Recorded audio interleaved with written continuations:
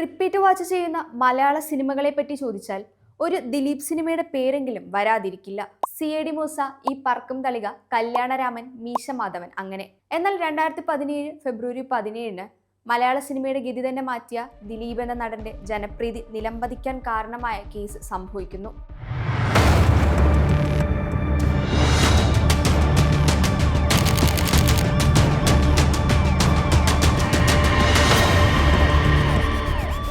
സംഭവത്തിനു ശേഷം ഇറങ്ങിയ ദിലീപ് സിനിമകളെ ഒന്ന് നോക്കുമ്പോൾ പ്രേക്ഷകർ കൈവിട്ട അവസ്ഥയാണ് പിന്നെ കാണുന്നത്.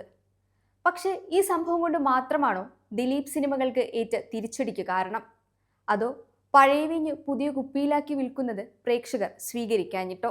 2017 ഇറങ്ങിയ ജോർജേട്ടൻ സ്ഫൂരവും രാമലീല ഒരു കൺവെൻഷണൽ ദിലീപ് ചിത്രമല്ലാതിരുന്നിട്ടും കഥയുടെയും ക്രൂവിന്റെയും മികവിൽ കൂടി വിജയിച്ച സിനിമയാണ്. ദിലീപിന്റെ കരിയറിലെ ക്രൂഷ്യൽ സിറ്റുവേഷനിൽ ഇറങ്ങിയ ഈ സിനിമ വലിയ വിജയം നേടിയിരുന്നു. ജോർജേട്ടൻ സ്ഫൂരത്തിന്റെ കാര്യം നേരെ തിരിച്ചായിരുന്നു.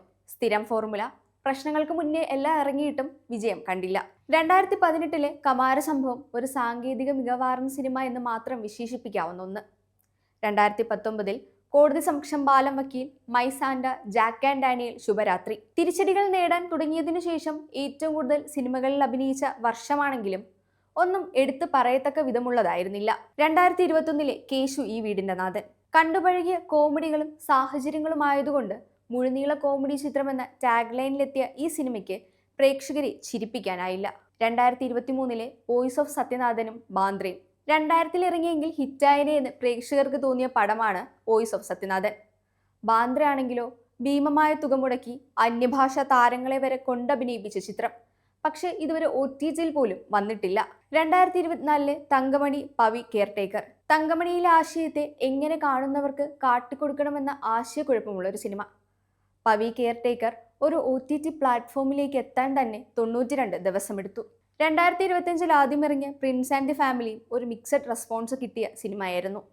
ഇനി ഇറങ്ങാൻ പോകുന്ന ദിലീപ് ആരാധകർക്ക് വേണ്ടിയുള്ള ബബ്ബബയാണ്. ഇപ്പോഴും ദിലീപിന്റെ പേരിൽ നിൽക്കുന്നത് പഴയ സിനിമകളിലെ കോമഡി ടൈമിങ്ങും ക്ലീഷേ സെന്റിമെന്റ്സും കൊണ്ടുണ്ടായ കുടുംബ പ്രേക്ഷക ബ്രാൻഡ് എന്ന ടൈറ്റിലാണ്.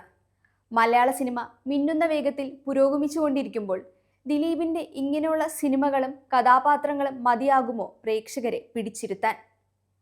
സിനിമാ ലോകത്തെ ഞെട്ടിച്ച നടിയെ ആക്രമിച്ച കേസിലെ 8ാം പ്രതിയായ ദിലീപിന്റെ വിധി വരാനിരിക്കുകയാണ്. നീതിപീഠത്തിന്റെ അന്തിമ വാക്ക് കേൾക്കാൻ കാത്തിരിക്കുന്നത് ഒരു വ്യക്തി മാത്രമല്ല, മലയാള സിനിമയുടെ ചരിത്രത്തിലെ തന്നെ ഒരു സുപ്രധാന ഏടാണ്. 8 വർഷമായി നീണ്ടുനിന്ന നിയമ പോരാട്ടത്തിനൊടുവിൽ വിധി പ്രഖ്യാപനം അടുക്കുമ്പോൾ കേരളക്കര ഒരുപോലെ ഉറ്റുനോക്കുന്നത് ഈ കാര്യത്തിലേക്കും കൂടിയാണ്. 8ാം പ്രതിയായി നിൽക്കുന്ന ദിലീപിന്റെ സിനിമാ ജീവിതം എന്തായിത്തീരും?